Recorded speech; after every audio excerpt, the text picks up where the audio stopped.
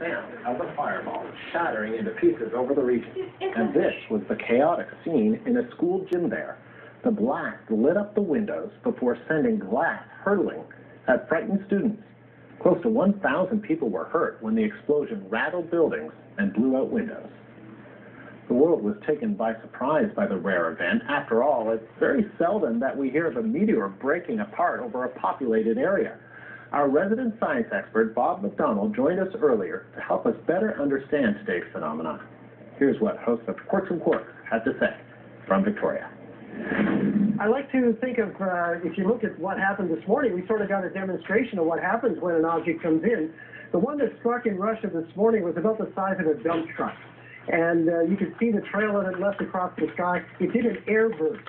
It exploded at about 32,000 feet in the air and basically ran into our atmosphere like it was running into a brick wall. Just like a truck hitting a wall will get compressed. The front end will get pushed towards the back end and the whole thing gets flattened. That's what happened to this truck-sized asteroid this morning. It got flattened. That put a huge amount of stress on it, generated a tremendous amount of heat, plus the air around it was heated up to thousands of degrees, and shock waves were produced. And the whole thing created an explosion in the air, and then we saw the debris continue on in that long contrail. You see how the contrail started narrow, then got wide, and then got narrow again because the thing was disintegrating. The windows were shattered because this thing was going on coming in at supersonic speed, so a fighter jet could do something similar if it went by at supersonic speed at a very low level. People were killed by or hurt by the glass.